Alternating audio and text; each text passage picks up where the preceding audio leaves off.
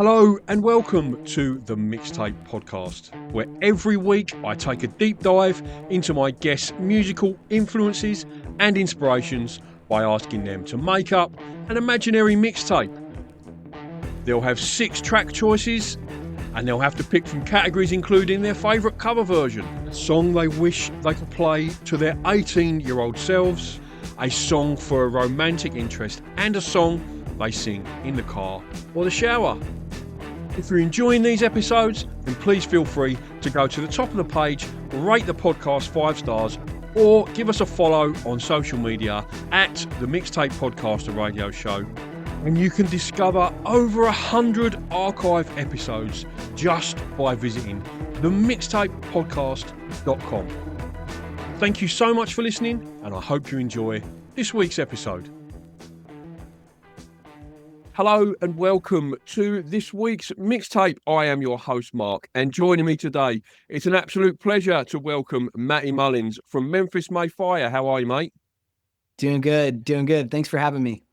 It's an absolute pleasure, mate. Thanks for coming on. So the reason we're here, coming back to Australia, you're hitting Brisbane, starting on the 9th of July, then it's Sydney, Melbourne, Adelaide, and then the one for Perth people, the 15th of July, Magnet House in Perth. It's the phoenix.au for tickets and information for those shows. Matty, it's been 10 years since Memphis May Fire came to Australia. Why so long, mate? That's too long, man. Yeah. I guess the pandemic would be the best excuse. When it comes down to it, we had a bunch of international plans, 2019 going into 2020, and everything just got wiped out. And then with the release of Remade in Misery, everything became like a freight train for us, and touring coming back in America made our American touring schedule just insane. So that's been nonstop for us. And we are just now getting to the point where we can start dipping our toes into other markets, and we couldn't wait to get back to Australia. We're excited about it. Yeah, sure. We're looking forward to seeing you for sure, mate. So you're co-headlining this tour with Atreyu. Is this the first time you've toured together, or do you know the band quite well? We know them real well. Yeah, good friends of ours, and we've actually done a co-headline tour in the States. This will be, this will be an extension of that, and we're really excited. How do you find, it's been a while, so it might be difficult for you to remember, but how do you find the difference between Australian audiences and American audiences at your shows? Definitely different, yeah. On our last time over there, I think we were on tour with Parkway Drive, and being over there and touring, going to Byron Bay and playing the high school that they grew up going to and stuff like that, there was just that kind of crowd. You can't beat it. And I would say for us, in our experience, just playing for Australian fans, they're excited because they don't get as many shows, obviously, as we do over here. And so it's almost, they're hungrier for it than maybe some American fans. And so it's always a treat to get over there, and wish we could get over there more often. But this is going to be a special show that we're bringing for sure. Yeah, no, absolutely. And we here in Perth, we do tend to get overlooked a little bit more than the eastern states because we're so far removed, like geographically. So we're even more keen when bands come to WA for sure. You're absolutely right there.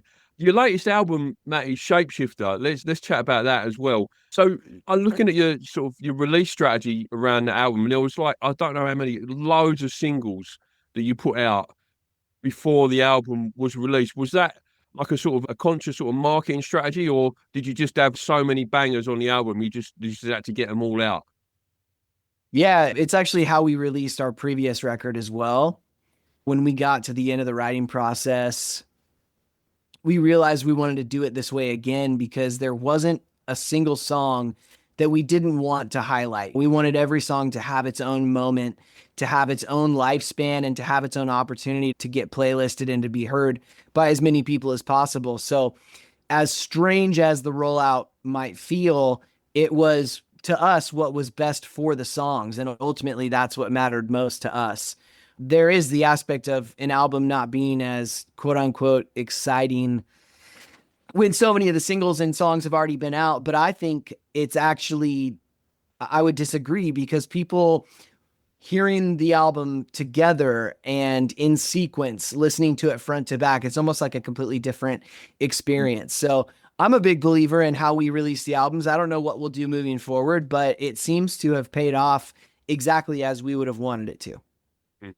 And in terms of, with that in mind, with so many sort of singles from the latest album, in terms of set list on the Australian tour, how's that going to look? What can people expect, like set list wise, from the band? Is there going to be like, or are you going to crank out all of those singles, or how's it going to be? We'll mix it up for sure. We understand that we haven't been there in a long time, and so we have multiple previous albums that people have never seen any songs of off of live. And so we obviously, with as many studio albums as we have out, it's impossible to cover all the ground that everybody would hope for, but we are going to definitely have a mix of old and new in there. It's not going to be a throwback set because we are promoting a new record, obviously, and we're really excited about the songs. And I would say people are probably excited to hear the new stuff as well. It's a win-win, but we will definitely sprinkle in some old tunes for everybody that's been with us the whole time. Yeah, fantastic. And in terms of the latest album, Matty, how does the songwriting process work within the band? Is it a collaborative thing, or how do you work songwriting wise? And over the years since you first started, how has that process changed or evolved at all? It has not changed since the band began. Kellen wrote all things instrumental, drums, bass, guitar, programming, whatever it might be. And I write vocals. And so that we've obviously branched out, worked with some co-writers, things like that. But as far as like internally within the band, it has always been the same and likely will always be the same. This last question on the latest album, I was browsing your web store and I saw that all the vinyl variants and bundles were all sold out, which is amazing. Some lovely splatter vinyl and coloured vinyl and stuff like that. Will you be bringing any merch down to Australia with you, or is that it? As people missed out if they've already missed out on those vinyl? I actually haven't been a part of the merch conversation for Australia. I would assume that we would be printing there. So I don't know what vinyl is like. I don't know what it's like to make vinyl in Australia and t-shirts and all of it. So that's a conversation that I'm sure is happening between our merch company and our manager. And towards the end of it, when maybe a couple decisions need to be made, that's when I'll be brought in. But yeah, I would imagine it would be very unwise for us to not have merch. So yeah, I'm sure we will. Are you much of a vinyl collector, Matty? Are you big into the physical formats or no? I've not been a big vinyl collector of all the bands that I love, but every time that we've ever released a vinyl, the label has always sent me every variant of it. And so I do have a really healthy Memphis May Fire collection of vinyl yeah. And just a couple others that I've picked up along the way at random. Mm-hmm. So no, not a hobby of mine in this season of life, at least, but I do have every Memphis vinyl. Obviously, when you're on tour, I see you've got a couple of days off there. Do you like to get out and see the sights while you're on tour, or are you more of a sort of a sound check and chill out sort of guy? Yeah, definitely. Especially in a place like Australia. For us, if we're in Detroit, in America, it's like we've been there more times than we can count. We probably won't do too much sightseeing, but if we come over to Sydney and Perth and all these places that you can only see a handful of times in a lifetime, we will certainly be out and about and checking stuff out. All right. With that in mind, I'm going to give you two options of iconic must-do things in Australia, and you got to pick one of the two, right? Which one you'd prefer. So the first one is, would you prefer to go snorkeling on the Great Barrier Reef or hiking in the snowy mountains? Ooh, I would say probably snorkeling is maybe a better way to guaranteed see some crazy stuff, right? If you're hiking, I don't know how often you see wildlife and things like that when you're out hiking in the snowy mountains, but I would say probably snorkeling for me. Yeah, I like water, all things water, and hiking is a little more exercise, which is not my thing. Okay. That pretty much gives me the answer to the next three, but I'm going to ask them anyway. So would you prefer to visit Sydney Opera House or get on a boat and go out on the ocean and go whale watching? Oh, whale watching for sure. Yeah. Yeah, that would be insane. I've only actually been up close to a whale, and by up close, a couple 100 feet maybe, but just once in my life when I was in Hawaii. I would love to do that. Yeah. And then the next one is cage diving with sharks or a tour of the Hunter Valley wine region.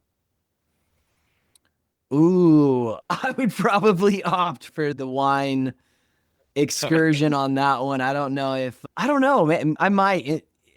I'm all over the place.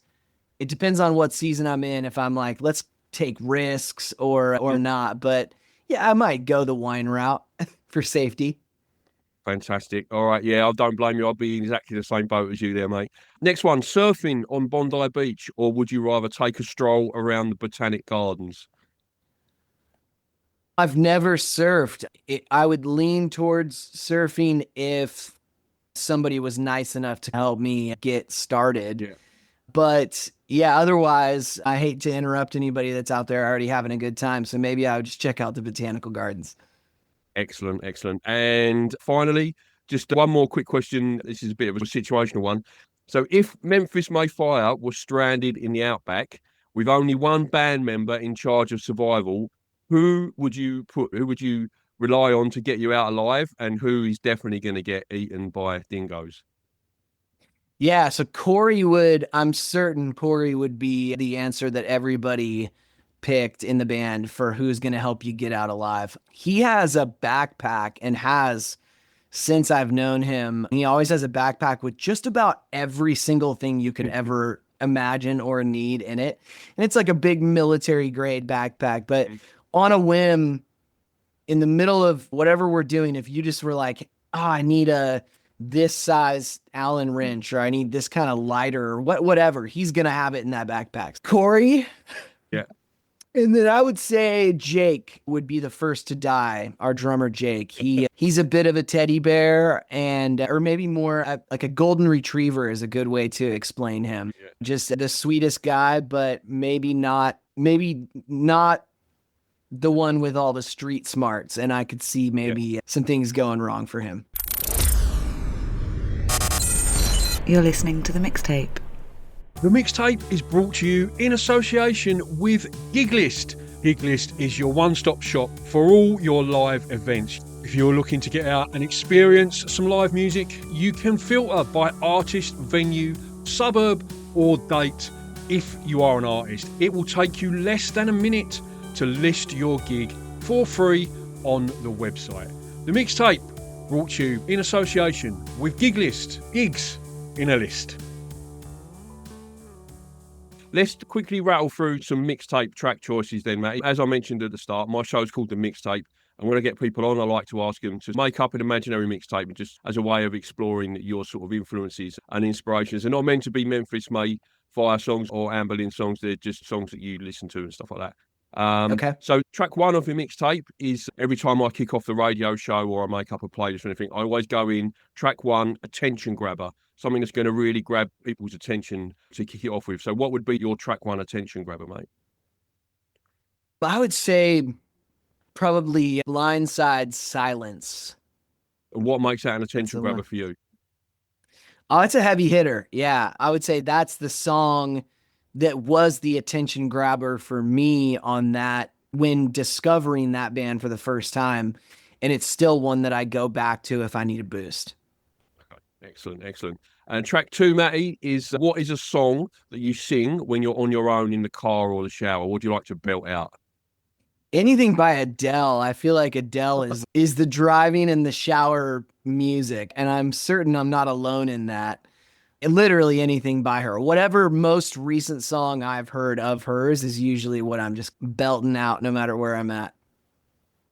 That for me, choices like that are the joy of doing this, because like when people like yourself pick tracks so far outside of their own genre, they're the ones that I love the most. It's so good. I had Donita Sparks from L7 on, and her song in the shower was Take a Chance on Me by ABBA. And that blew me away, man. I was just like, I can't even imagine what that would even sound like. Fantastic choice. Fantastic choice. Everybody loves a bit of Adele. Okay, track three, Matty, is what's your favourite cover version, mate? Man, I feel like Alien Ant Farm knocked it out of the park with their MJ cover and really put them on the map as a band. So I would say that's a really healthy cover. That's a really successful cover. Yeah. I'm going to go with that. I've had the absolute pleasure of interviewing Dryden for the show. Yeah, so good. Such a good guest. And yeah, that track gets picked a lot for that category because it is an absolute banger, a complete reinvention of the song. For sure. What makes a good cover version for you, Matt? What's your sort of criteria for a good cover? I think when you are careful not to change too much of what made the song special while still putting your own spin on it. If you can figure out that formula, that's the sweet spot, I think. Definitely. Track 4, what's the song you wish you could play to your 18-year-old self? A song I wish I could play to my 18-year-old self, probably Drag My Body by Hot Water Music. I wish that when I was 18, when I was younger in general, that I would have gotten into Hot Water and some more bands like that. But later in life, they became a big inspiration to me. So yeah, Drag My Body, Hot Water Music. Yeah, great choice. And track 5, Matty, is if you're making up the mixtape for a romantic interest and you want to let someone know that you're keen on them, what would be a track you would use on your mixtape for that? You know what's funny is maybe I'll Be by Edwin McCain. Okay, I don't think I know that one. Tell us a little bit about that track. Yeah, that one was a song that my wife and I bonded over when we were really young, when we were just dating, probably around 15, 16. But it feels like a special love song. And the more, like, the older I've gotten and the more I've looked at the lyrics, the more I'm just kind of, what does that even mean? But yeah, I would say that's the one that comes to mind. So I'll Be by Edwin McCain. All right. And just to round it out, Matty, final track for your mixtape. What is a song that you feel is underappreciated? It doesn't get the sort of recognition that you think it deserves? I would say a band in general that never got the recognition that they deserved would be My American Heart and their album Hiding Inside the Horrible Weather. They put out a record actually called The Meaning in Makeup first, and then they which was also phenomenal and very underrated. But yeah, they were all very young, 16, 17 years old when I was 16 or 17 years old. San Diego based band, signed a bad record deal early on, and they made some of the most incredible music that was so ahead of their time. And then when you're in the wrong deal and you're young enough, it just seems like the world can fall apart around you, and it's just not worth it to continue anymore. And I really wish that wasn't the case. Jesse Barrera, who is their guitar player, went on to be a solo artist who is just a massive success in some foreign territories outside of America. So it's cool to see him win like that. But yeah, My American Heart, Hiding Inside the Horrible Weather. And if I had to pick a song off the record, maybe Boys Grab Your Guns. Excellent.